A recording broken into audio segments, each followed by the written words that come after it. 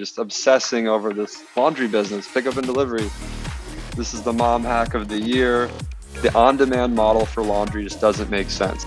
Super painful. One of the hardest things that I've personally ever had to go through is, could we franchise the retail laundromat? Your success is our success. Can we make it better? Hey everyone, Dave Menz, Laundromat Millionaire, coming to you again from Cincinnati, Ohio with another fantastic episode of the Laundromat Millionaire Show. I'm here today with my beautiful wife, Carla, and I find I'm saying this a lot lately, another new friend that I met recently. And guess how I did that, guys? Through networking. I talk about that all the time and how important it is. You got to put yourself out there. You got to get to know new people. And when you do, you learn new things. And I'm learning some fun new stuff with our new guest here today. And I will tell you about him in a minute. But all I got to say is one word for you: franchise. You interested? Everybody's been talking about it. Everybody in the industry is like, is this good for the industry? Is this bad for the industry? Is this, I don't know, somewhere in the middle? I've had different opinions on different weeks. I'll fully admit it.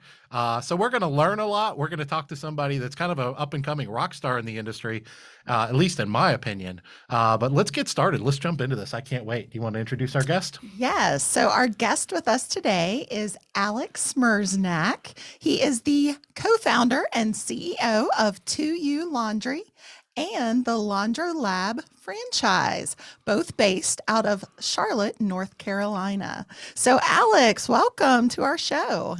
Thank you. Thank you both for having me and for the awesome introduction. I'm excited to talk about all things laundry, networking, franchising, you name it. Let's go there. And don't forget pickup and delivery too, man. I love to talk pickup and delivery. So we gotta talk about that a little bit too. No, seriously, man, we appreciate you coming on.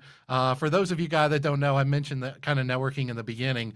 I met a lot of really cool people at the Elevate conference that CLA put on recently, and we've been having a lot of them on the show here because it's just, as you expand your network, you want to bring more people into a show like this, and kind of share their wisdom and their ideas and their, road that they've traveled and so on and so forth. And Alex is another one of those guys. I know who he was from afar. I knew of 2U Laundry. I knew of Laundrolab, but I hadn't met him personally until I went to Elevate. And I think we both were kind of like, hey, like, you're Alex, right? Hey, you're Dave, right? And next thing we know, we just kind of hit it off and started talking. So hope it's okay if I introduce you as a friend. I consider you a friend, but then again, I make friends pretty easily. So yeah, no, absolutely. And the feeling was mutual too. I think it's, pretty rare at times you meet someone that shares a lot of the same beliefs and kind of ethos, and that you can build a business. And we say, do good while doing well. You can make friends, you can help the communities you're in, et cetera. And so I think we immediately connected on a lot of those shared beliefs and thoughts. Yeah. And yeah, absolutely can call me a friend. Yeah, absolutely. All right, let's dive into it, man. This isn't about me. It's not about Carla, even though I'm going to talk a whole bunch. This is about you. We want to pull all those little golden nuggets of wisdom out of Alex's head and share them with our audience. And he's got a really cool story. It's pretty unique, in my opinion. And he's done a lot of things that I would never dare do. And so I'm kind of excited to learn from you and kind of how you see the industry and all these things. I think it's awesome. I think innovation and people, what I call pushing the envelope, is just good. I think kind of pulling us and our industry out of our comfort zones, looking at things through a different lens. I think it's a good thing for our industry, and it's kind of what I'm all about, because that's usually where we find growth, right? So anyway, listen, let's go back to the beginning. I always like to start with the same thing. Tell us about little Alex. Tell us about you as a child, the household, your upbringing, just real quick synopsis. What was your upbringing like, and kind of what makes you the man that you are today? Yeah, happy to. So I grew up in a small town called Red Wing, from Minnesota. It's an hour south of Minneapolis. Our little claim to fame is Red Wing shoes and Red Wing boots. So if you're ever familiar with the steel-toed, the famous steel-toed boots. Yep, exactly. Alex, I don't know if you know this, but I was in a former life, I was a lineman for the local telephone company here. I was the guy that climbed the telephone poles and fixed the phone lines. And he had Red Wings. Several pieces of Red Wings, and nobody in that industry that climbed telephone poles, no one wore anything else. So yeah, good stuff. They last forever. And I mean, now they do stuff for J. Crew, and the rapper Drake raps about them. And I mean, so they've really kind of put our small town on the map. It's 16,000 people live there. Half of them are employed by Red Wing Shoes. So that's where I'm from originally. Cool. I'm the youngest of 3 boys by a long shot. My closest sibling is 8 years older than I am. The other one's 10 years older. And I was the last attempt at a girl for my parents, and unfortunately or fortunately, that didn't work out for them. But so I grew up with 2 older brothers.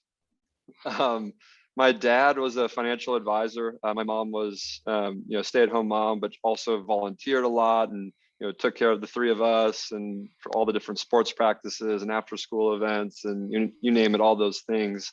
And both of them taught me and my 2 brothers to, front load the job. So my dad had us working when we were 10, 11, 12 years old, cutting the lawn, pulling weeds, doing stuff in the flower beds. And then as soon as we could get a job, he had us, kick this out the door, go do something, ride your bike, or I'll drop you off. And so I worked at a ski resort, which is kind of funny to think about in Minnesota. There's no mountains, it's just kind of hills. But I worked at a ski resort when I was 14 years old, which I don't even know if that's legal or not. But so always had this kind of front load the job mentality. And that's the kind of the household that I was in. It was just small town, work hard, be a good person. And if you do those things, life will kind of fall into place and work out for you. So you were abused as a child, kind of like our boys are. We have 11 and 14-year-olds, and their mom wants to coddle them, and I abuse them. That's how this rolls. That's how we work in the Menz household. It's a perfect balance. It's a perfect balance. It actually is. I'll fully acknowledge that I'm probably a little too tough on them at times, and I think she'll probably acknowledge that at times she's a little too soft on her babies. So I think we both kind of are aware of that, and it's a good thing.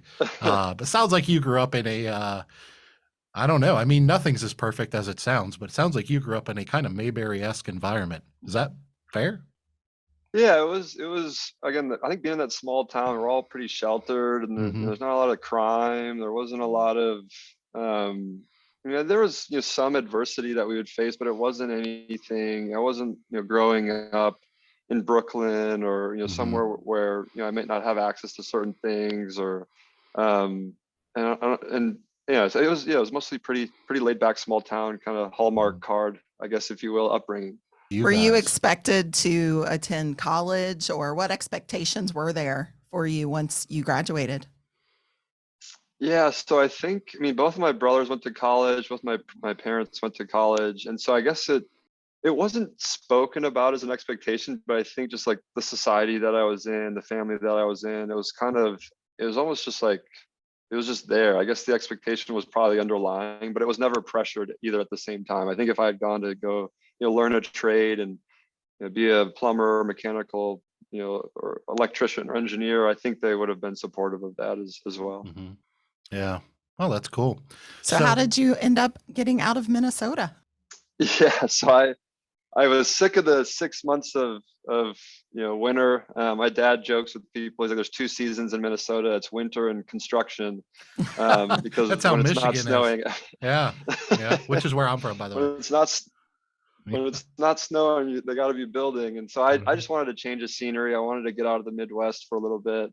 And I was just drawn to the Southeast. I think I was big into basketball at the time. And it's funny, I drove a lot of my college decisions based on a sport I wasn't even all that good at. But it was, as a 17-year-old, you don't really know any better. And it's kind of funny, the world expects you to make these big decisions at such a young age. But I was like, I like the ACC. I like Duke basketball. I like Wake basketball. And so I applied to a lot of the ACC schools. I got waitlisted at Duke. They wouldn't have me, or at least they were waiting on the decision of whether they would have me or not. And I said, to heck with them. If they can't make up their mind now, I'm going somewhere else. And so I ended up getting into Wake Forest University, which is how I ended up in North Carolina, and have loved it and stayed down here ever since. Are you renovating your store or building a new one? Tired of persistent and expensive plumbing issues like I was? Get an HM Company drain trough to give those drain lines a fighting chance against the constant wear and tear of laundromat life. Sizing is fully customizable to meet your needs, and lead times are a maximum of 2 weeks. I've used them in my stores in Cincinnati for years, and I'm installing them in my new store, which is opening soon. Visit their website today at draintroughs.com and contact your distributor to order your drain trough today.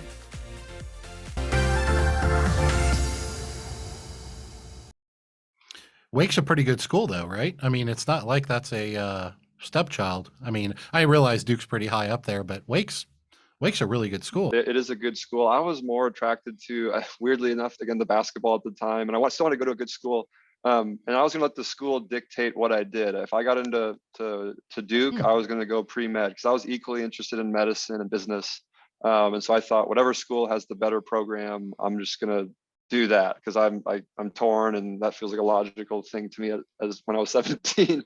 So you went to Wake Wake had a really Forest. good business program. So I was going to make a joke. Sorry. So you went to Wake Forest. You found out that their specialty was laundry, and you were like, "I'm off to the races. I'm getting a degree in laundry." Pretty much. I mean, the funny thing is, my first, it was probably 3 or 4 weeks there. I see this laundry business that students are peddling, and it was, hey, get your meal plan, get your parking pass, sign up for laundry, and you just. They had guys and girls and branded T-shirts. Oh, this is cool, and didn't really think anything of it until 4 or 5 months later. I found out that going to the school in the South, you kind of have to join a fraternity or do something in Greek life, which I was traumatized by and didn't really want to do. I heard all these horror stories from movies, and in the North and the Northeast, it's not that big of a deal, and you don't really have to do that. But in the Southeast, it's so ingrained in the kind of culture of the schools that if you don't do it, you very quickly, especially as a guy, have an outlet to make friends and to meet people. So the fraternity I ended up joining was the students that own that laundry and dry cleaning pickup and delivery business at Wake were in that fraternity, and I ended up working for them, and that's the beginning of my foray into laundry and dry cleaning, was through that small, college business. Interesting. I guess I made this up in my head, but I thought you started that. So that was something that was already going on, and then I'm guessing you eventually bought it because I know you owned it at one point. Walk us through that process. How did you started working there and then eventually was like, I got to own it. Sounds like Dave. Yeah. That was exactly right. I mean, their story was really cool. It actually started out as a classroom project, an entrepreneurship 200 or whatever class. And the professor, which I love because a lot of professors, I feel like, at least especially way back then, didn't do stuff like this. Mm-hmm. They said, hey, break into groups of 3 or 4. I'm going to give you each $100, and you're going to start your own business for this $100. And we're going to go through getting customers, setting it up, operating it, etc. At the end of the semester, part of your grade is going to be who generated the most revenue. And so this group, there's I think 3 or 4 groups. They pitch at the end of the semester. One group, they did hot dogs on the quad. They sold, $120 worth of hot dogs to drunk college kids. The second group, I think, sold $300 or $400 worth of T-shirts to sororities and fraternities. And then the Wake Wash group presents, and they're like, we kind of shocked ourselves, but we did $6,000 in revenue, and this was just kind of with a half-assed, school idea, and they turned $5,000 into very quickly. And the professor jaw drops. He's like, you guys should probably keep doing this after the class is over and just see where you can take it. And so that was the group that I worked for, and I was a bag runner. They had grown it to, I think, $30,000 in revenue at that point. Wow. Nice. For college kids, they're all excited and floored about, and I just did it as a way to make extra money as a freshman. And within a month, fell in love with the business model. I thought, hey, this could work at Duke, at Chapel Hill, at Vanderbilt, all these other schools. You guys are seniors. I want to buy it. Are you going to sell it, or what's the deal? And they said, yep, we're going to sell it. We're probably going to ask for around $30,000. And that's when my jaw dropped. And I don't have $30,000. I think I maybe have $2,000, maybe. Well, then, their response was, tough luck, figure it out if you want to do it. Otherwise, someone else is probably going to come up with it. And so that's when I found 2 other partners that had a little bit more money saved up than I did.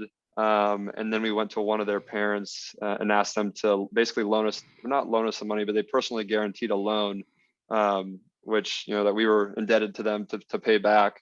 And the first thing we did after we bought it was we went to the school and said, hey, make this a, university partnered with a service offering for incoming freshmen. So basically when freshmen are going to the website or coming on campus for orientation, they're seeing, hey, I have to get my meal plan. Hey, I need to get my books. Hey, I need to get my parking pass. And they gave us a booth, and it was get your laundry package. And that 10x the volume that they were doing. We went from 30 grand in revenue to 100, I think 70 or 180 grand in revenue our very first year of running it. And so it became this real business all of a sudden. We thought, oh, we might make, each 7 grand a school year, which as college kids, again, on top of the world about. But very quickly it became, wow, now we can each make like 30 grand a school year for, a business that we get to have fun running and learning about and growing. And that was really that whole experience. From that point on, I was in classes, texting employees, texting my partners, working on this business constantly, just obsessing over this laundry business, pickup and delivery. I learned more doing that than any class I took at Wake. And that's not because the classes I was taking were boring or not educational. It was, I'm getting my hands on something that's real and tangible, and getting to take all these things I'm getting lectured to about and learning and apply it in a real life safe setting in this laundry business. And those two things combined, it was just, I think, arguably the most impactful experience that has ever happened in my life. Yeah, what a powerful thing to be able to get the practical, actionable lessons of running a business while you're learning them, what I always call in theory, right? Because you get to see the real world, and some of that is very real and transferable. And I'm guessing you saw some of it wasn't too. You were like, yeah, that's not really how it works. So what grade did you say you were in when you bought it? Your junior year? Is that what you said? It was my sophomore year. Sophomore year. So Did you you ran it ever- for 3 years. Yeah. Did you ever try to Yep. spin it off to other colleges? Yeah, so I was obsessed at that point. Again, I was all in. I was probably that bad kid in the back of the classroom on my texting and trying to build this business. And so my thought was that I think there needs to be an element where this is student run, because look how much I've learned. Universities aren't going to want other vendors coming in from off campus doing this. What if it could be like a joint venture where it's student run on that campus, and I help like kind of consult or guide them.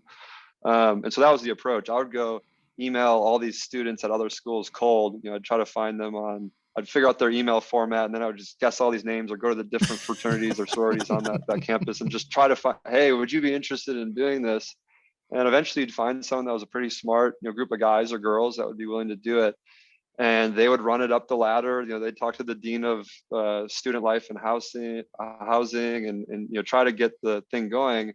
And it amazed me how bureaucratic universities are. And they'd look for every reason to say no to it, even though these students on their campus are saying, I want to do this. We just need access to the dorms, and we'll hire students. So it's just students going in and out. So it'd be creating jobs, letting these other kids learn how to run a business. And the school is just like, nope, we don't want anything to do with it. That sounds like risk. That sounds like liability. That sounds like work. And so after, I think, 2 or 3 schools shutting it down, I was just like, maybe we're chasing something that Wake just allowed us to do this because we're Wake students, and it had already been going as a class project. And, we got lucky that one time around. So kind of, gave up on that. My 2 partners, when we graduated, they were purely doing it for a resume thing. I was at first, admittedly, hey, I can make a little bit of money and this will look good when I go to apply for jobs. And then within that first year, I was hooked. I was like, I can't go work for a big, corporate 500, Fortune 500 company. But my 2 partners were still sold on that kind of, what society tells us, what our parents, kind of push on us at times of, hey, you got this degree, now go get your big boy or big girl job. And so they were so dead set on doing that I didn't want to be the guy that held them back from selling the business and exiting it. So you all 3 graduated the same year? Yep. Okay. So you sold the business, graduated, so you had gotten rid of this business that you had helped build. And what'd you do next? Yeah, so at that point, I was kind of torn. Do I go do something entrepreneurial right away? But I don't know what I would do. And so I started looking at what kind of jobs would have the elements of entrepreneurship that I liked. Fast pace, getting to work with others, smart, innovative people with a variety of different types of projects and things coming at you. And so I thought, oh, maybe consulting will be like that. You change projects every couple months. You work with different teams. You work on different problems. And so I got a job at Ernst & Young in Charlotte, which is how I ended up down here as a financial services consultant. So we would help banks and pension funds and different financial institutions with projects that they were working on. In some cases, it was a new app they were rolling out for their retail banking customers. Sometimes it was an internal project that was less exciting, at least in my opinion. And I did that for 2 years. I loved the people I worked with. I did not love the work. It wasn't as entrepreneurial as I thought it would be. A lot of structure, moved very slow, a ton of waste. And that just didn't fulfill me. I started realizing I was looking forward to the weekends instead of looking forward to Monday, and something that I actually care to do and was passionate about. And again, was fulfilled by. And that's when I really started challenging myself, is this what you want to be doing? Look at the partners at EY who are 15 years ahead of where you are now. Is that the life that you want to have? Sure, they make a lot of money, but is that what it's all about? And the answer I quickly came to is that's not what it's all about for me. And I'd rather do something I enjoy. Yeah. Was that something that was it sounds to me, just my opinion, that's a pretty mature perspective at your age or at that age. Is that something you talked through with mentors or your parents, or is it something you were kind of always ingrained with? It seems like a lot of parents nowadays, they tell their kids, and I maybe it's semantics, but do what makes you happy, right? And I always say, well, what makes us happy might not be what's good for us. What makes us happy in the moment might not really be fulfilling. Because I've done a lot of really hard things in life that didn't really make me happy when I was doing them.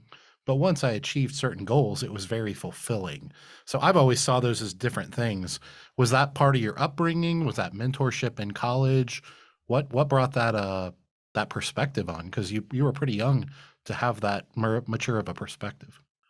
Yeah, I think it was a combination of all of those things. I mean, I think my parents were kind of of the mindset that you just shared of, hey, we want you to be happy, use your skills the right way, and et cetera.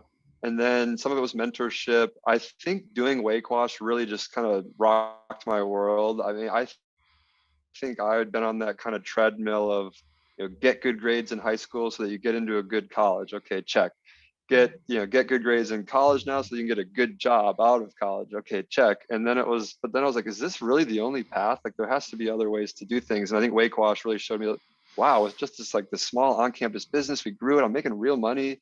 As like a 19-year-old, even what other applications are there out there like this? Is it car washes or a software business or all these things that no one was teaching me. My parents weren't talking to me about. The school wasn't pushing on me or educating me on. So it was really just that experience that woke me up to, hey, there's a dozen paths you can go on, not just the get good grades, get the good corporate job or whatever it is after school.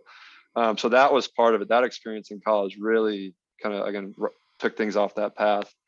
And then the last thing that I think is important too is just the corporate experience that I did have. I learned something that I didn't love doing, which kind of opened my eyes to going back to the thing I love doing, and that was solving problems at a fast pace in a smaller, kind of more tight-knit environment, being innovative, and seeing the direct results of your work versus working for someone else and them kind of reaping the benefits of your time and your work, but you've only seeing a small part of it or a small window into what the bigger picture is that's happening.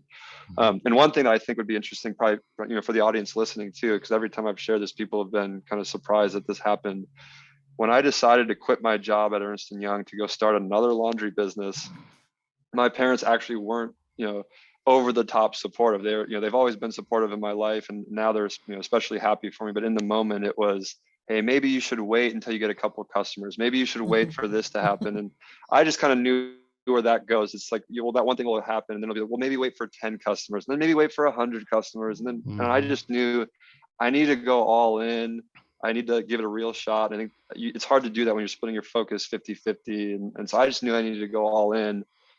And when I went to go put my notice in, I had to do exit interviews with, 2 or 3 partners at Ernst & Young. And these guys, they're in their 40s or 50s. They run the firm. They're making probably $1 million+ a year. And I am so scared as a 23-year-old to go tell them, you guys took a chance on me, you hired me, and now I'm leaving to go start a laundry business of all things. I wasn't sure what they were going to think of that. And so I remember going into their offices thinking they were going to, kind of mock me or say, well, you're making a big mistake. And, in this decision that I'm already really terrified about making, And the coolest thing happened, the best thing that possibly could have happened.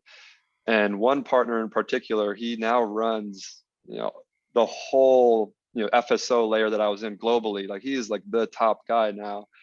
And he started tearing up when I told him what I was going to do. He wasn't crying, but his eyes were watering and he was getting emotional. And he said, you know what, like this is something that I think about all the time, and I don't really open up to many people about, but my biggest regret in life is at 25, I had an idea to go start this technology business for financial institutions, and I never did it. And I think about it all the time, and I can't go back and change that. He's like, you have this opportunity to go do it now. He's like, and although I've been successful and I make good money, et cetera, he's like, I climbed someone else's ladder. I never got to the chance to climb my own. Wow. And so he's like, go do it. And if it doesn't work out, we'll take you back in a heartbeat, because you'll probably be more valuable than you were when you were here with us. And that was it. I was like, yep, see ya, I'm leaving. I'm going to go start this laundry business. And it was just, that was so powerful at the time. That is Wow. awesome. Yeah, geez. I hope everybody understands the power of something like that when you're, maybe the guy wasn't a mentor directly, but you looked up to him or were at least intimidated by him.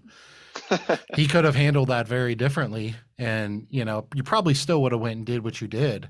But think of the, I don't know, I guess encouragement, empowerment maybe that he gave to a young kid. And when we're in our 30s, 40s, 50s and beyond, I think that's pretty powerful. I mean, I think that's pretty powerful to think that guy who really had everything to gain by you staying, probably, actually empowered you and encouraged you to do that. And I want to call attention to something too, because I've read this over and over in life. I'm big on like reading books and, listening to podcasts and stuff like that for what I call continuing education. And I've read and been fascinated by over and over again what I call end of life regrets. I had a few losses in my life that were people that passed away way too young.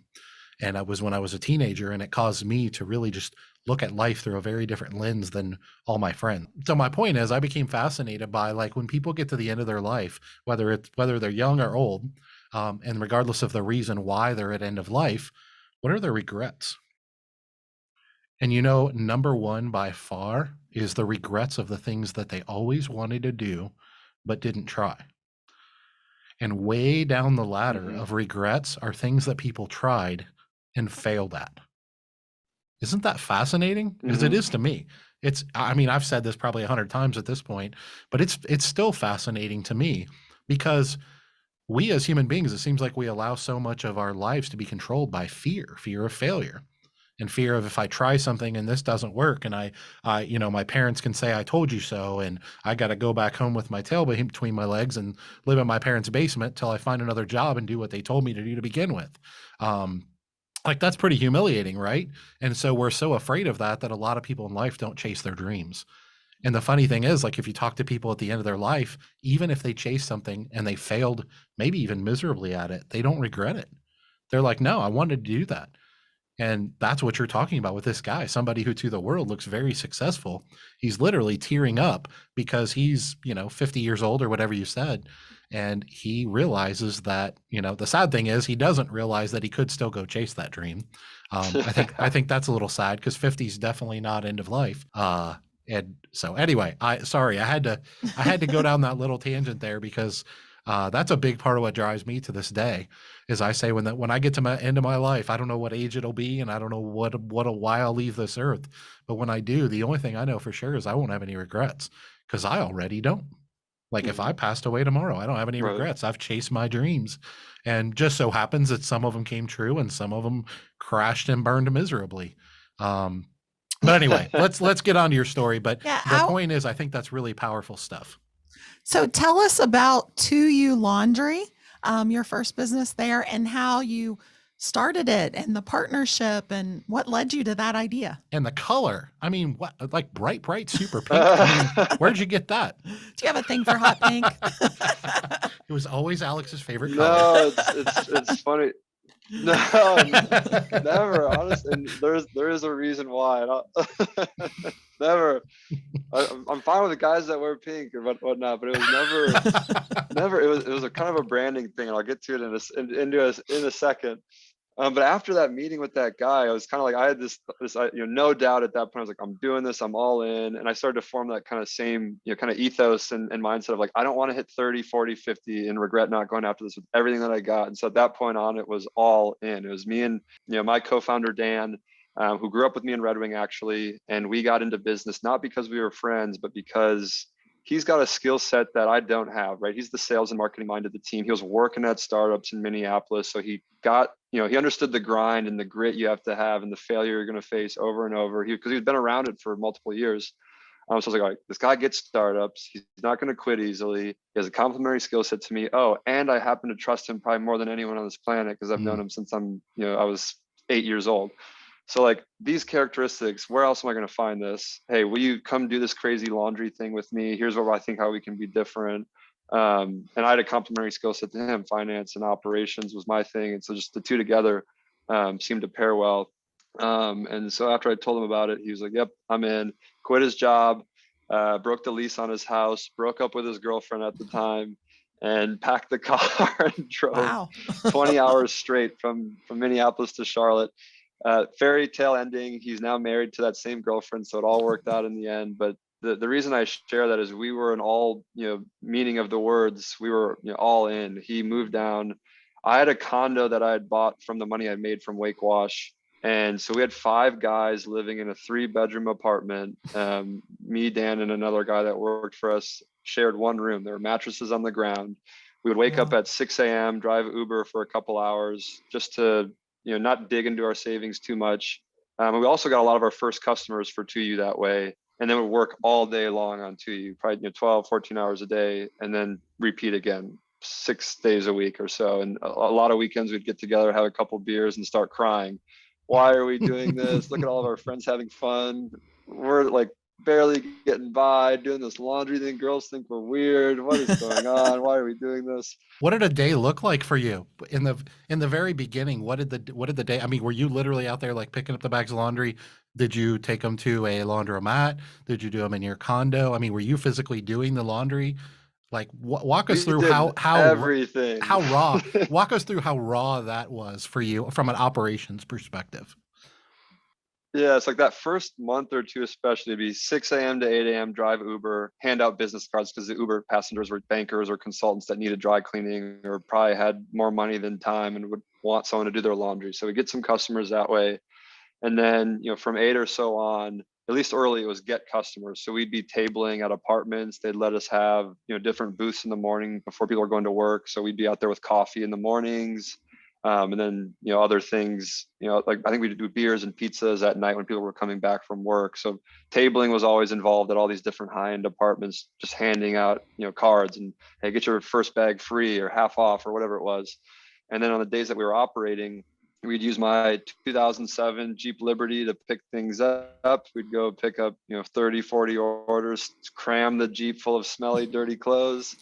And then we did the first few at my condo. We would just take turns doing the laundry. That lasted, probably 2 days because we just realized this doesn't scale. This is going to take way too much time. Mm-hmm. So then we started going to a laundromat. That lasted probably 3 or 4 days. And then we started asking the laundromat owner, hey, we got this volume. Can we just bring it to you to, to do instead? And they're like, yeah, sure. We have attendants that could take care of it. And knowing what I did at Wake Wash, I was like, hey, let's negotiate tiered pricing. If we start bringing you, 1,000 pounds a week, can we get, 70 cents a pound, I think is what it was at the time. And they laughed at us. They said, you're not going to bring us 1,000 pounds a week. We've been doing over the counter wash dry fold for 3 years as a business. We don't even, have that much a week or whatever. And so they very quickly negotiated these tiers. And I was just like, we're going to run right through this. And sure enough, a week and a half, 2 weeks later, we were bringing them 1,500 pounds a week. They were paying, we were paying them 70 cents a pound. And they're like, holy shit. I don't know how you guys did this and are bringing this much volume. Were you getting that much volume? Sorry, I'm in this world. So I'm going to be fascinated by this. So were you getting that much volume from what you call tabling, which I've never heard that term, but, or were you also running like ads and things like that? And I mean, were you getting these customers from all kinds of places, or were you literally getting them from handing people Uber, business cards in your Ubers and giving away free pizza? Just tabling and free pizza. We were a lot of it was, we were doing, hey, the first bag is free, which in the long run didn't make sense. But of those 20 that did that, honestly, 10 to 12 would come back and keep using it. And so it was, all right, hey, this works. And we didn't have a ton of money to spend on actual marketing. So it was just our time. So we were just hustling, really. We were just, anyone who would listen to us, our pitch and sign up and try it, we would try to get in their ear and tell them to try it. And so we got to that point, and we thought it was going to be millennials, busy professionals, consultants, people that were working uptown. And then what happened one day was a mom got a hold of the service. I think we posted on Nextdoor, that kind of social network for people's neighborhoods. And she had saw something that we had posted on there about it. So she signed up, she tried it, and immediately calls us like, wait, this is $35 or 30. I can't remember what we were priced at the time. I think it was $35. $35 a bag. You'll do 5 loads of my laundry. I've got 2 kids, 1 on the way. This is like a mom hack if I've ever heard of one. Do you have any referral codes for me? And we were like, referral code? How do we set that up? Does our website even handle that? Because our thing was, our website was built by us on a WordPress thing. It was just, not very sophisticated technology. And we're like, we think we can figure it out. Let's go try. And so we talked to some people. We try to figure out how to set up a referral code. You eventually get there, turn that on, give her referral code. And she goes nuts in these mom Facebook groups. Ladies, you've never heard of this. This is the mom hack of the year. How many of you are spending, multiple hours a week doing this? Probably 30 hours a month doing this. Here, use my promo code. You'll get $20 off your first order. And that just took off like wildfire. At that point, we realized it's not just millennials. It's probably mostly families with kids. And then over time, we eventually learned it was predominantly women ages 35 to 46 making that purchasing decision for the household, saying, we're using grocery delivery services or grocery pickup services. We have someone come and cut the grass and maintain the lawn.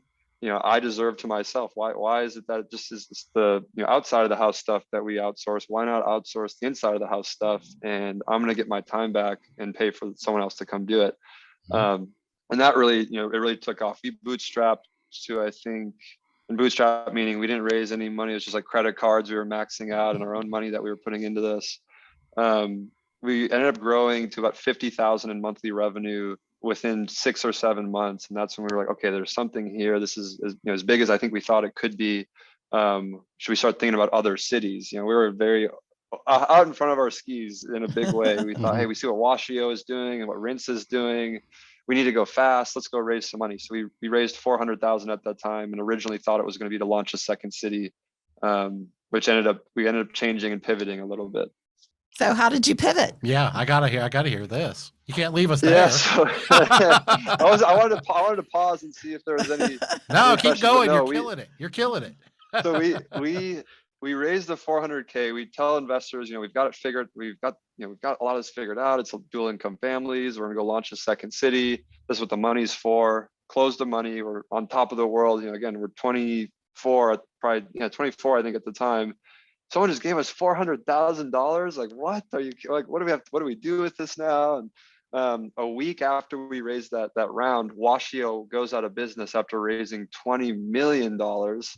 And we had our hypotheses around why those types of models weren't going to work and how we wanted it to be different, which I guess I didn't touch on.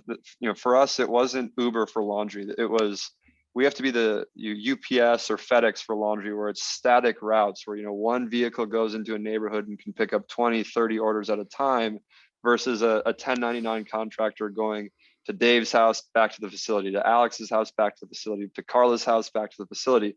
It's just inefficient, and consumers don't need that speed. Like, ride sharing and food delivery, it's an impulse, right? You're hungry. I need the food now. Oh, I need to go to meet someone right now. So I need the Uber to come now. Laundry is like, I got clothes I can wear tomorrow, the day after tomorrow.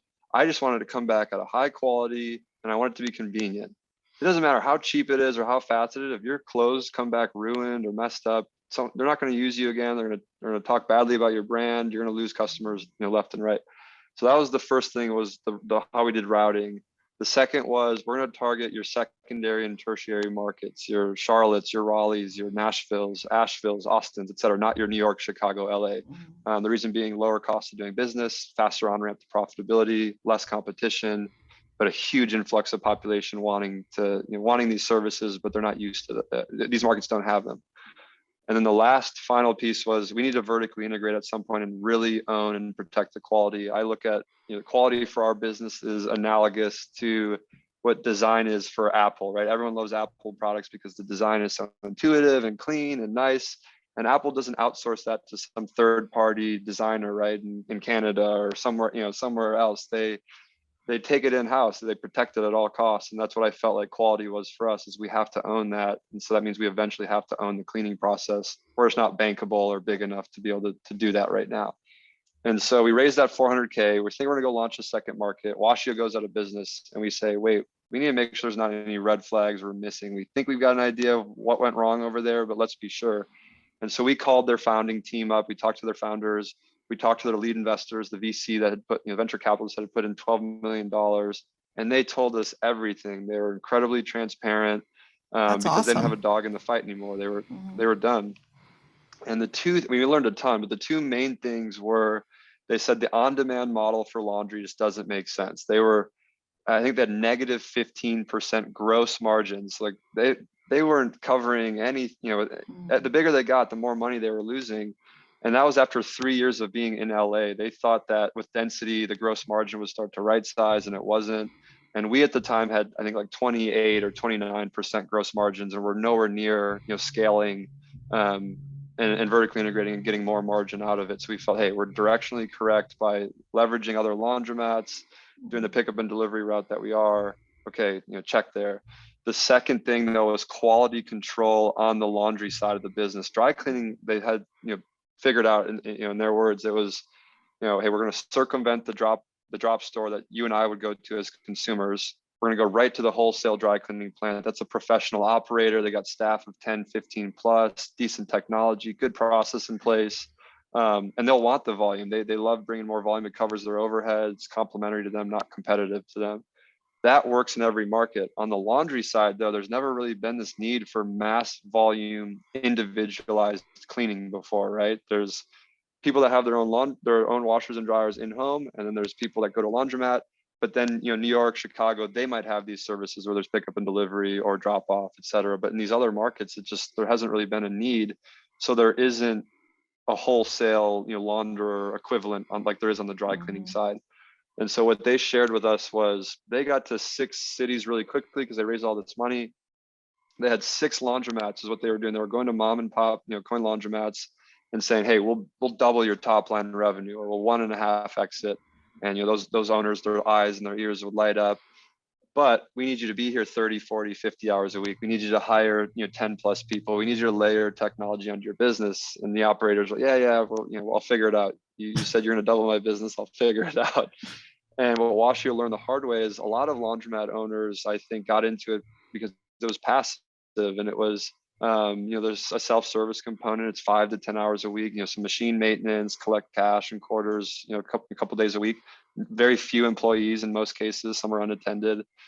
And so they started to realize that a lot of those owners were not like the dry cleaning operator, where they were used to 15 plus people. They were used to technology. They were used to all this process and engineering the process to be as efficient as possible. And what Washio had learned the hard way was all of those vendors across those 6 cities started losing dozens of orders a day, mixing your clothes with mine, losing your stuff. It wasn't as tight as the dry cleaning process. And that coupled with them losing dozens of orders a day and money, negative gross margins, they had to shut it down. And the reason I share all that is it was massively and it really impacted how we thought about the business and what we were going to do. And we can't go launch Raleigh now. We just told all these investors that's what we're going to do. We said, we're pumping the brakes. We need to figure out the laundry operation much tighter than we have it today. We can't really depend on every single mom and pop laundromat out there for this volume, at least for how much we're trying to bring them. And so that's when we realized laundromats generate 60 to 80% of their revenue on the weekends, Monday through Friday. A lot of that equipment is just there, kind of underutilized. So we went back to our partners and said, hey, look, you don't like managing the people, but you want the additional revenue. Why don't we rent out your equipment Monday through Friday during off hours, less busy times for you. We'll hire our own employees to come in. We'll manage them. We'll manage the process. We'll build it out, et cetera. And they loved that. They were generating revenue during times they didn't, for no additional work on their end. So they were happy. We were thrilled because we had access to all this equipment without having to buy it all and to buy a building and all that. So we were happy. But most importantly, our customers just got a much better experience consistently. So we did that for 10 months, thought, holy crap, we're onto something big. We went and raised more money, got accepted into an accelerator. It's this thing that will help us, take the business from where it was to this, other place much faster. And then we launched Atlanta in January of 2018. And at that point, Charlotte had 3 or 4 laundromats that we were bringing our own staff into, and that came with its own problems. Some laundromats were 1,500 square feet, some were 5,000, some had 20-year-old equipment, some had brand new, some had Electrolux, some had Hipsch. Some owners were sophisticated, savvy partners to work with. Others were, hey, your team's in here using my bathroom every day. I'm going to charge you $30 a month for toilet paper. And we're like, Jim, we're bringing you 20 grand a month in revenue you didn't have, and you're getting mad at us about toilet paper. Like, come on. And so that's when we kind of had this wake-up call of, if we're having these kind of headaches with 4 laundromat partners, what does it look like when it's 400? And we have less control and all these variables happening. And again, quality needs to be it. We really need to protect quality. And we were worried that quality would be jeopardized if we continue on the path that we were. And so we kept coming back to the conclusion of, we need to own our own laundromat. We need to own our own store. But we're not bankable. We're still like in startup mode. We're losing money because we're investing in technology and expansion and growth and marketing. We're not just focused purely on, the bottom line at this point. It's really just growth and technology right now. And so what are we going to do? The bank's not going to finance this. We don't want to use the money we've raised to buy a building because that money's better off investing in the technology and growth. And this is when we have our stroke of luck and right timing. Electrolux, they're an $18 billion company. Their North American headquarters was here in Charlotte at the time, and their head of laundry, Tom Washbrook, sat here, and they reached out and said, hey, we've seen some stories in the local news about you guys, and have you thought about building your own store? And we're like, yes, we're glad you asked. Here's why we haven't been able to, or it's not bankable. We don't have the money to do it. And that's when he said, and this was, again, hugely important, we'll help you finance, your equipment. We'll finance 100% of the equipment. You can use some, and we'll give you a discount. And some of that can be used for your build out. Okay, that's amazing. So then at that point, 1 or 2 of our investors were willing to, help us buy a building, and we renovated it. It was an old McDonald's actually, that we converted to a laundromat that was open 7 days a week. But Monday through Friday, we'd shut down about 60% of the store's footprint to be carved out solely for 2U's, pickup and delivery processing volume. And so you really had this kind of like beautiful relationship between the two, where weekends, it became one of the larger laundromats in North Carolina. But Monday through Friday, when the walk-in customers didn't need as much space, we'd carve that out to do purely pickup and delivery. And we were thrilled. Electrolux was thrilled. They flew us out to Sweden to go see where the equipment's made and meet with their team there. They said, hey, how do we build more of these? And I'm trying to think, at that point, we realized, okay, if we figured out the model, we have to build these stores. They're not cheap, they're expensive, a lot of equipment. We're going to need to raise a lot of money if we want to build a lot of these stores. But let's just start small. Let's do 1 or 2 more. So we go raise $6 million in the fall of 2019. We launched Raleigh in January of 2020, and COVID-19, becomes a thing. And thankfully, we have a board that's been incredibly helpful and insightful, and are smart, people with a lot more experience than we have. And they said, look, this is going to get a lot worse before it gets better. You see what's happening in Asia and in Europe. Things are going to get shut down, and there's going to be mandates, and all these things are going to happen. Shut anything down that's not profitable. And of course, it's the last thing we want to hear. We're on this huge momentum kick right now. We just raised some money. We just launched a new market. It's performing really well. Hired a bunch of new team members.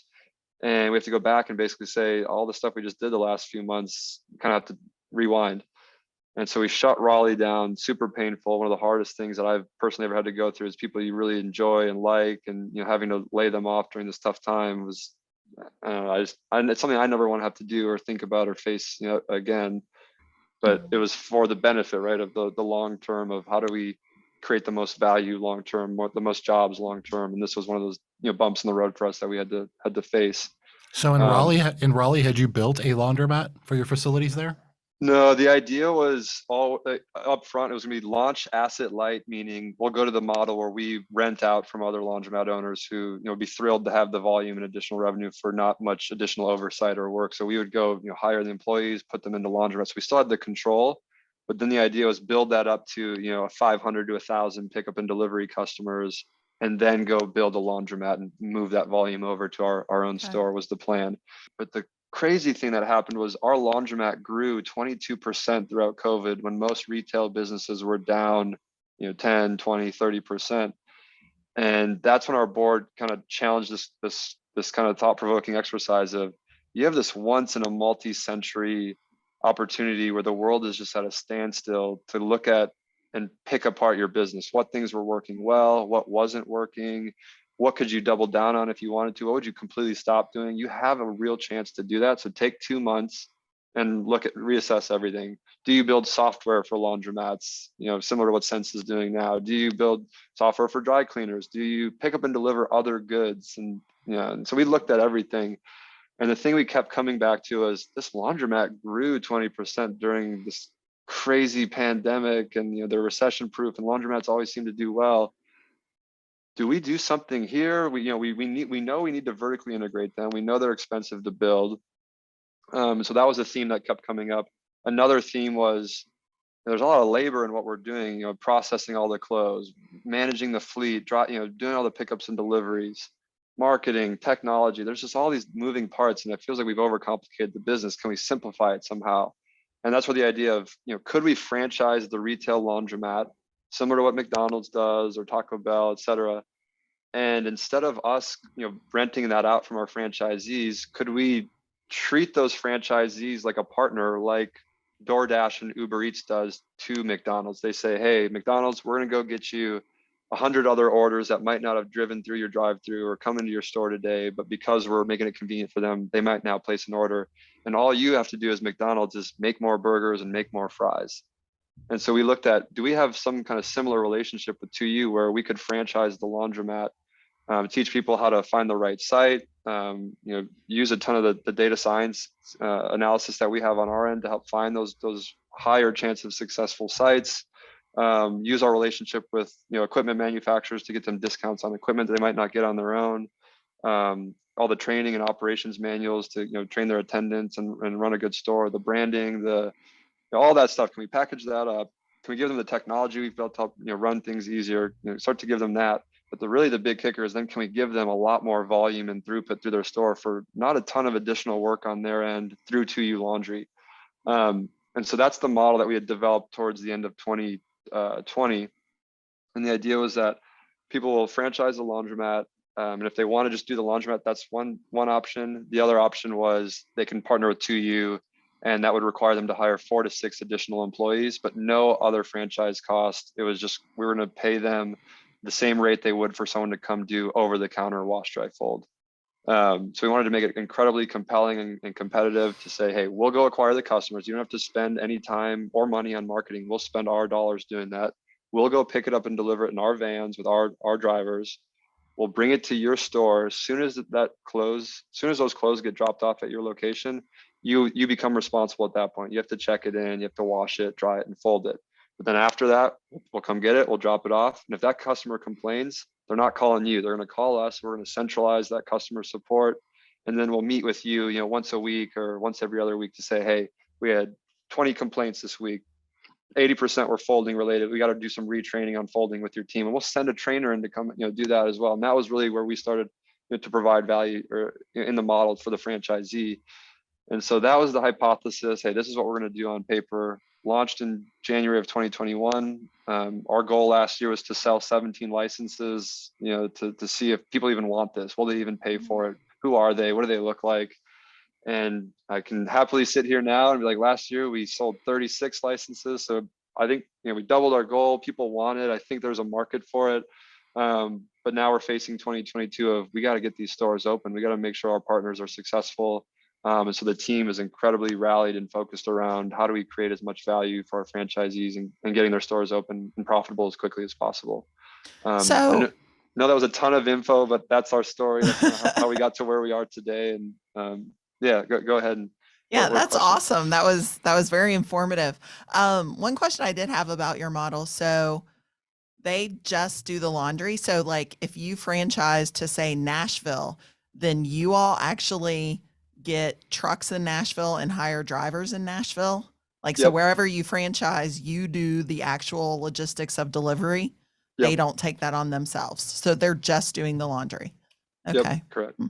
So essentially you're wholesaling to them, but I think I picked up on something that you said we will pay them their, I don't know if you said full retail, but that's what I picked up.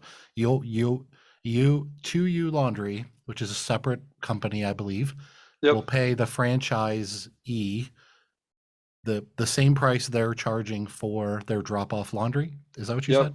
Yeah. So if you charge someone $1.20 per pound to, come off the street and drop a bag of clothes off, we'll pay Mm-hmm. that same rate. And the reason being is we're okay with 2U making less margin, or, maybe instead of a 25% net margin, it becomes even 5 or 10. We're okay with it being thinner because we really want to create that value for the franchisee. And we don't want this to become a, Mm-hmm. hey, because we're bringing you 20,000 pounds, a month, you have to do it for 90 cents. And now you got to Mm-hmm. manage more employees and it's thinner margins. We want it to be just as attractive for you to do that, those pounds, as you would someone coming in off the street.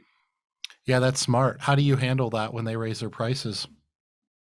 So part of it is, if they go from $1.20 to $1.60 just to try to engineer, oh, pay me more. I think we're going to have agreements in place with our franchisees saying, hey, whatever's fair market rate, if that's $1.20 right now, that's what it's going to be. And if a year from now, because of inflation, everything's truly gone up, we're going to go up with it.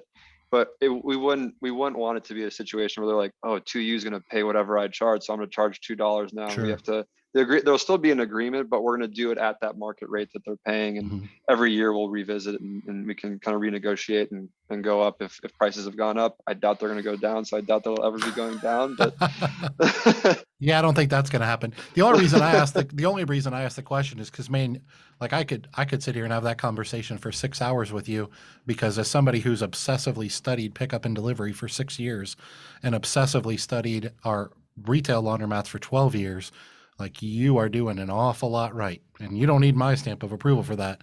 I'm just telling you from my perspective, somebody's been doing this very obsessively for a long time.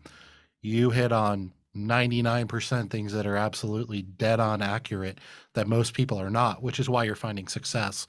But it interests me because I have the opinion, and maybe with a franchise this wouldn't happen, but I have the opinion that most people are charging at a minimum 30 to 40% less than they should be charging for drop-off laundry. mm-hmm. So my point is that, and you're helping them, right? Because they're partners in the franchise too. So this probably wouldn't happen. When somebody says $1.20 for drop-off laundry, I immediately go, oh my goodness, like, we're at $2. Yeah. Like, they're not even close. And everything's relative, right? It's based on your value prop, and there's a lot of things that factor into that. But that's why I asked that question, because I guess the assumption is that your franchisees they're not below market rate. Yeah, I'm guessing you've reverse engineered this from the 2U laundry side of things, and you know that if the market rate is 30% higher than they should be than they are charging, then you're going to adjust your 2U laundry prices relative to that. Yep. It's just a formula, right? Yep. Yeah. Just Mm-hmm. in case, like you said, if they decide if they need to raise price because they're not making the margin that they need to make it exciting for them, then Mm-hmm. it needs to be a partnership, right? At the end of the day, they need to Mm-hmm. be happy with doing it and taking on those additional employees. And if they're not, we need to pay a rate that is. And if it gets to the point where it's so high that now 2U customers don't want it, we have to have a conversation with our franchisee and say, hey, look, how bad do we all want this pickup and delivery volume? And there might be a world where in that Mm-hmm. market, let's just run a laundromat and drop off, wash, dry, fold, and we don't need to do pickup and delivery, because to justify it, we have to charge so much that 2U customers might not want to pay that much. Mm-hmm. Yeah. Yeah. So why would someone be interested in franchising instead of just doing the laundromat themselves? Yeah, it's a good question, one that we get asked a lot, and I think it's kind of three things, or three categories that we break it into. One is that whole pre-opening phase, all the things that go with how do I get financing? What's the best way to think about financing? How much should I finance? So we have all these finance partners lined up. Then what equipment mix, which I know a lot of distributors can help with some of these things, but doing it in a way where our incentives are aligned with theirs, right? We want them to be as profitable as possible, where in some cases a distributor wants to see them be successful, but at the end of the day, their end goal is to sell equipment, right? And so they're going to be honest and helpful, but once the store is open, outside of maintenance, there's going to be less hand holding that some people might want. Others are going to be like, nope, I'm going to be an owner operator. I'm going to be in this all day long. I'm going to figure it out. I don't need a franchise. And so for people like that, you should do it on your own all day long. There's another group of people though that are corporate executives that have never run their own business, have never run a laundromat, have no idea what a laundromat is or what it does, how it works. And that's a lot of who we're getting. They're smart people, but they want to, they want to have the support. They want to have those resources for especially that pre-opening phase, and then the ongoing business coaching on, what levers do I have to pull? How do I optimize revenue? How do I think about labor? The biggest kicker is the technology and the 2U pickup and delivery piece. I mean, 80% of our franchisees are signing on because they want that 2U pickup and delivery volume. Mm-hmm. And I'm pretty sure I know the answer to this. Will 2U, if you don't have a franchisee in a city, will 2U Laundry launch in that city and use another laundromat partner? I think if there was a situation where all the cities that had Laundrolabs in them were 2U was already launched in and 2U was ready to continue to keep expanding, we would. I think with the interest we're seeing on the Laundrolab side is we have our work cut out for us on the 2U side to make sure that we're expanding to enough of those markets quickly enough to get our franchisees volume that I don't see us having to go back to that. But there is this, like I said, there could be a situation where Laundrolab markets are all filled up and 2U's got more white space to fill, and we've got to go either build our own corporate stores there or partner with other existing laundromats. But okay, trying to ask this from a perspective of obviously our audience, but somebody that would be interested in your business model from a franchisee perspective. How do I ask this question? If I'm a franchisee in Cincinnati, Ohio, for example, and 2U Laundry is operating in this area, how do the territories break down? If you have, we're fast forwarding years, but we have to think in advance, right? Yep. To solve problems proactively. So if you have multiple Laundrolabs in the same area, are they only getting the work? geographic area surrounding their store within a 5-mile radius, or? Yeah. So the way we're setting it up initially is that our Laundrolabs are going to range from 3,000 to 4,000 square feet, roughly, maybe 4,500. We like a little bit bigger. And we're going to cap each store at 2 to 4 delivery vehicles, which ends up being between 20 and 30,000 pounds of wash, dry, fold a month. And the reason we do that is we've found with a few vendors that we've worked with here and then ourselves that after those 4 vehicles, the overhead, and you have to layer on like a manager, and it starts to complicate the team structure within the building. And so our thought was, let's have 3 Laundrolabs each doing 20 to 30,000 pounds a month versus one massive one doing 60 or 70, because now the complexity inside that box gets really, it gets to be too much and more of a headache. And so what we're going to do with our franchisees, they have their territory for walk-in customers. It's a 10-minute drive time. It ends up being close to a 2-mile radius. But for the 2U pickup and delivery, we might be going in places that laundromats would never work out in. And we're basically going to, on a first come, first serve basis, fill up each box. So let's say you bought 3 in Cincinnati, over the course of a year and a half, we're going to bring 3 vans to your first one, then 3 to the second, then 3 to the third. If you're like, hey, look, I want to build a 4th, but there's a franchisee already there and they're ready, the fourth set of volume is going there, and then the next one, and then basically that pecking order of who opened first and was ready for it first. Very interesting. Very interesting. Do you have any idea with the current franchisees you have what their profit margins look like from their perspective? Like once they pay your fees and all that kind of stuff? Yeah, so we have to have like an FDD, right? So it's a franchise disclosure document where we have to have audited financials for the stores that we're representing within that document. We just finished updating for our first store here in Charlotte about a week ago. We just built out the final numbers. And that store did $776,000 in top line revenue just in the walk-in. No pickup and delivery is on that, and that was around a $311,000 EBITDA. So before the depreciation on their equipment and whatnot. So that's what we're showing to franchisees. we're going to make an update in June to incorporate what does that look like when 2U's layered on top of it. So right now out of the gate, we wanted to under promise and over deliver and say, hey, this is what you potentially could do with just a laundromat on its own. This is a good business. Now imagine if we layered another $250,000 to $500,000 in pickup and delivery on top of that. This becomes a really exciting, meaningful business. Yeah. Well, I mean, the revenue jumps up huge, but their payroll is going to jump up huge too. So I just wondered what the profit margins would be after that. Oh, on the 2U specifically, Yeah. it ends up being so let's say they did 250, it ends up being another like 60,000 in profit. Okay. Off the 250. Okay. So 250, I must have missed that. So 250 is what you're driving to them in top line revenue for pickup and delivery? Yep. Okay. 60. And we think they're making about a 20% or so margin on it. Yeah. Okay. So and they might get more efficient too. We're hoping that eventually the system starts to, like some operator is going to find this hack or this tool, and they're going to hopefully share it with the rest of the system. So, but that's what we were basing it on, what we've seen on at our store. And that's at $1.20 drop off price point. Yep. Well, so the part of I think maybe the kick in it too, I think we talked about this at Elevate, was the charging per bag instead of per pound. So what we do is, if they were charging $1.20 per pound, we convert that to a per bag rate.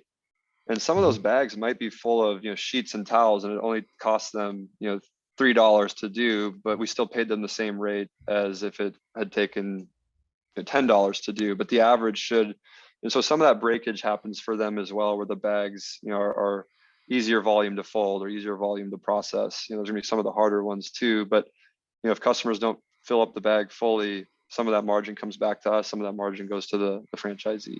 So your 2U laundry model is charging by the bag, and I know we did talk about that, but you're saying you convert that to whatever are you average pounds per bag is what you're kind of calculating in there?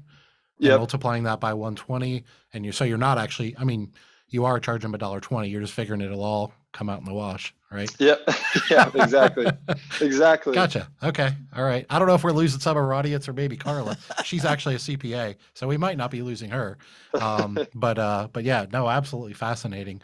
This is super cool for me, just from a selfish perspective, because I kind of wanted to have this conversation with you at Elevate, but we were so busy, like we just didn't ever get a chance to, because I love to nerd out over this stuff. You guys are doing a lot of good stuff. Good for you. I'm not surprised that you're seeing some serious upward momentum despite COVID and all of its evil. Yeah, so that's fantastic. I appreciate that too. I mean, it's been a ton of iteration and failing and trying to do it a different way. And even now, like we've got to get these first 13 franchisees open this year, and that's a whole new thing for us. I mean, the thing that we've always done a really good job of is we know what we don't know. I've never opened a franchise location or built a franchise business, and so we've started hiring people to bring on our team that have, or talking to people that the family that's started Sports Clips and Great Clips and Chick-fil-A, and just getting as much help and understanding of what's the best way to create success for our franchisees as possible is what we've been obsessing over and trying to figure out. And just having conversations like these, that you start to learn different insights and different ways of doing things. And I mean, that's, I think, what it's all about. Yeah, absolutely. Absolutely. Wow. I think we've covered an awful lot, and I know we're probably over on the time, but I don't want to let you go, to be honest with you. I could do this all day. I think last time I checked, there's 9 or 10 franchises in our industry right now. And I'm not asking you to pick apart their models, but what makes your franchise? Let's say Dave and Carla Menz decided to do a franchise. What makes the Laundrolab franchise unique and different from the other franchise models?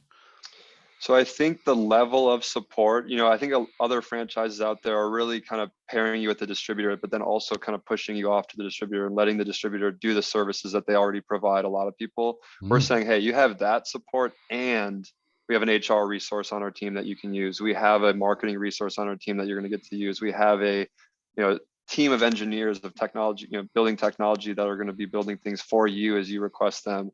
A customer support team, that is going to be for you, et cetera. So that level of support, I think, is just magnified as one. Second, the technology, to facilitate all the wash, dry, fold that you'll be doing. We've built this facility app that covers every quality check you can imagine, how to batch orders that have similar preferences so you can save on utilities and really optimize your bottom line. So that technology that we've built. And then lastly, the pickup and delivery volume. That, again, we're going to go out and get it for you, bring it to you. And where you add value to us in that partnership as a franchisee is really processing it, right? And being able to focus on being a good store operator, not having to deal with marketing, customer complaints, and vehicles and all that other stuff. That's where we take the work and we divide it pretty equally, and we both have our role to play. And that volume, again, I think is a huge value add. That's a fantastic answer. And I'm not a big fan of telling people it's a great answer when it's not, to be honest with you. But no, that's a fantastic answer. Because the truth is, in any business, especially when you talk about franchising and charging royalties and in perpetuity and things like that, I mean, you just have to keep bringing the value. And I don't know why that's so hard for people to understand. I mean, whether it's a revenue sharing partnership or a franchise or a true partnership, meaning you and I literally own 50% of the business or whatever, like everybody's got to bring something to the table. And I don't know if it's just laziness or, I'm not sure exactly why. I guess it's different for different organizations, but you seem to have a good grasp on that, which I think is kind of why we sort of clicked, is you understand. And I don't know, I'm putting words in your mouth, but I kind of picked up on maybe a little bit of this is our obligation. I don't know if you use that word, but I get the idea that you took that pretty daggone seriously. And I think that's reflective of your upbringing. I think it's reflective of your character. And I think your model reflects that. So I knew a lot about your model already, just because I'm a laundry nerd like that. But I also am fascinated by the things I've learned today. I'm excited for you, man. I'm excited for you. You're doing some good things for the industry. Dave, you nailed it. Actually, when we meet with franchise or prospective franchisees coming in, we can't promise, right, that your store is going to do 200K in profit or $1 million in revenue. Like we can't, like we legally cannot do those things, right? We can only show you. But the promise that we make to every single person that comes through the door is that your success is our success, and that's the guarantee we can make. And so, as much as you want us to be involved in your business, we'll fly out there. We're going to get on phones, phone calls with you, Zooms, whatever it is, because if you're not successful, we're not. You're going to tell the next 10 franchisees this was a waste of money and time. Don't do it. And so we're going to lean all in as much as you want. And so I do look at it as an obligation. We couldn't have pivoted into this model without that kind of mentality of this, and really need the whole system to work out. And if it doesn't, it was going to all be for nothing. And I think we've all, worked too damn hard and invested too much time and money into this to not do the right thing and to build a business where everyone's successful. Yeah. If you don't have that win-win, nothing else matters, man. Definitely. You get that. I feel like a lot of what I've heard of the other franchise models, like they have value in the beginning and that they help you get established. But then once you've learned how to run a laundromat, you've learned how to make it profitable, you've learned their systems and everything, there's not really that ongoing value being brought by being a member of the franchise, where I feel like with your model, adding the 2U laundry, you're continually bringing value to them by adding that extra layer of drop off and all that. And us having pickup and delivery, I mean, it's very much a logistics business. I mean, it is a whole separate business, and you're really taking that part. It is. It took us a while, and a lot of money lost, but you're kind of taking that difficult part away, but still giving them the benefit of the added laundry, and that keeps moving on past that first year of helping them learn the laundromat business or whatever. I see that as your key difference, your key differentiator between the other franchise models that I've heard of. So just throwing that out there. Spot on. And I think we are always challenging ourselves to, like, beyond 2U, how else do we provide value? And we're, floating ideas of, do we eventually build out a maintenance, network, because that's going to become something that these operators might not have a lot of familiarity with. And I know distributors provide access to some, but it might not be the best service technician. They might not be always available, and it's not automated, right? You go into laundromats, you see 3 or 4 machines down. These machines have hardware and technology built into them that could say, hey, machines down, send a signal to your Laundrolab service tech, and they just automatically come out and do it and keep those machines up and running, because 1, it's a better customer experience, and 2, it's the right thing to do again. And so we're always constantly thinking of what other value can we create, what other value can we add. And that's, I think, the value of the franchise network is you're going to have not just the franchisor, us thinking about these things, but now you have these other kind of like, partners in crime, if you will, all constantly thinking about how do we improve this system? How do we create other value? What other things do we need? And so that's what we're really focused on right now. If our viewers are wanting to reach out to you, they want to franchise or they just want to talk to you, what's the best way they can get in touch with you and look into your franchise model? Yeah, so the website would be one. It's laundrolabusa.com, or they could email myself, Alex, Alex, at laundrolabusa.com, or my business partner, Dan, at laundrolabusa.com. And between one of those three approaches, we'd be happy to talk to you and share our story and answer any questions that you would have. I can't let you go without asking this too, because you brought it up at the very end there. You were talking about, you said HR, in-house trainers, marketing, engineering. Yeah, I think those things are, I think I picked up on the fact that you're in this for the long haul. And when I've studied franchises in the past, which I have not in this industry, but just franchising in general, the model of franchising anything, it's all about like that long-term mentality. And it seems like a lot of franchises, not just in our industry, but in the world, they're all about like getting you up and running and then like call us if you need something. And they kind of hope you don't call. Like we don't actually want you to call. And if you do, we're not actually going to support you in the way we said we would. Like that first year or two, they're really serious. They're really intense. They want you to build it the right way. They want you to get a manager in place or be an owner operator, whatever it is. But then it's kind of like, we just want to go build other Chick-fil-A's or whatever. Right. And like, just from a kind of a lay perspective, I'm not a franchise expert, but I'm passionate about business. And I just look at it and I'm like, you got to be all in for the long haul in the support and the obsessiveness over continually not only bringing value to high level for the things they need, like HR, marketing, those things. You got to always be looking for how can I bring more value? And, you get that. You seem to understand that. Wow, man, best wishes to you, because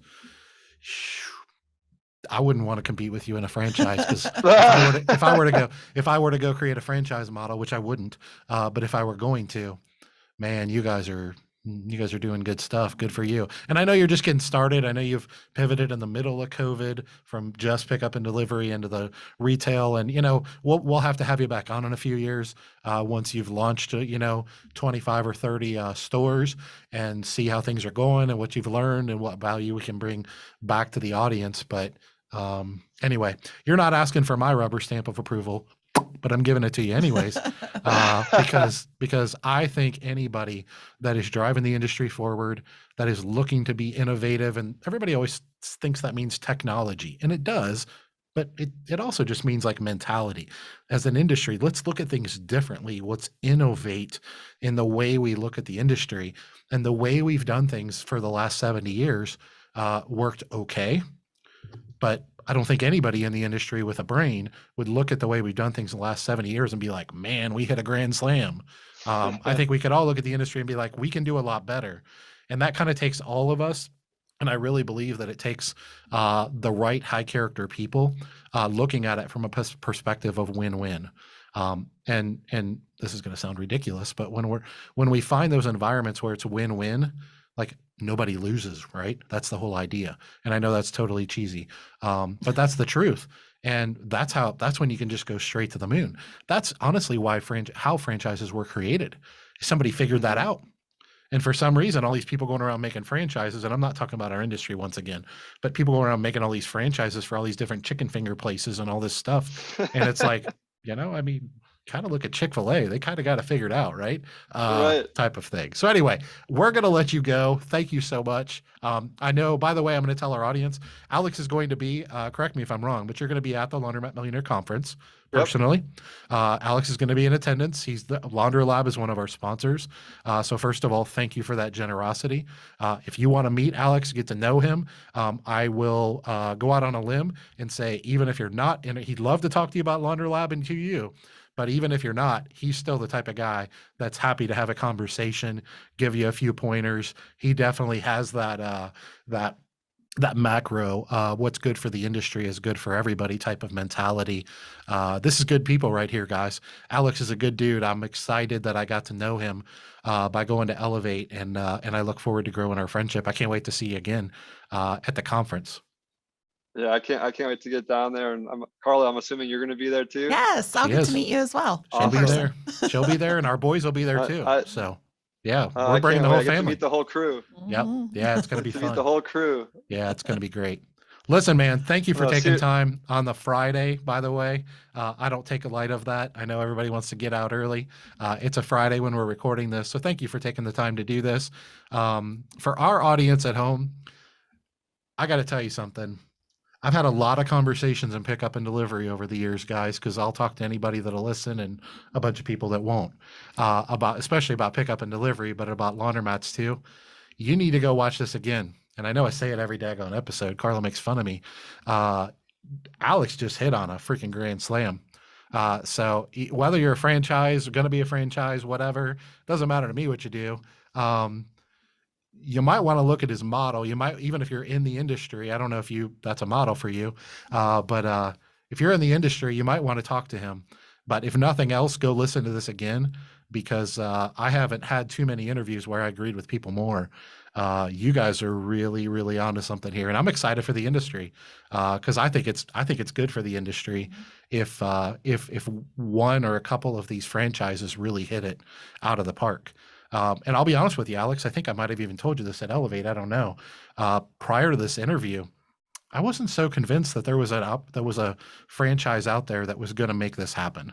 And I don't claim to be an expert on anyone's business model. I know more about yours than probably anyone's now after this interview. But that being said, you're onto some good stuff. So good for you, and I'm excited for you. I really appreciate, just having someone who's, you guys have seen it all, and you guys have been through the ups and downs of, this industry, and, to have that support and, openness to it too. I think that's the other thing too, is I think there's kind of a lot of the old guard that's like, oh, if it's not broke, don't fix it. And I'm not saying it's broken. I'm just saying, hey, if it's not broke, can we make it better? Right. And you think that way too, that growth mindset of 1% better every day. And what does that do over a year? It's massive.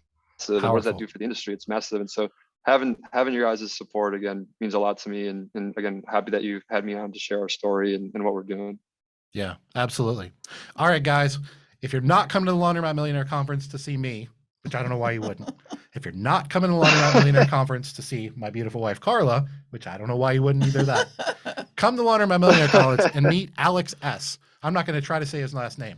Alex S. from Laundrolab and 2 U Laundry, because I think he just proved to you that he can probably help you improve your business, and he's happy to do that. And that's what the conference is all about. It isn't about selling franchises. It isn't about selling software. It's about bringing the industry together, the growth mindset that Alex just talked about. He clearly has that. We have that. We want to bring everybody together and just put everybody in a room and be like, how much can we all help each other? Just break down those barriers, break down those divisive things that happen in every industry, by the way. This conference is a place where we can all come together, have some fun, have a good laugh, get intense, drill into our business models, and be better tomorrow than we were yesterday. So anyway, I hope you got something out of this episode, and we appreciate you joining us today. We'll see you guys for another episode of the Laundromat Millionaire Show next week. Take care.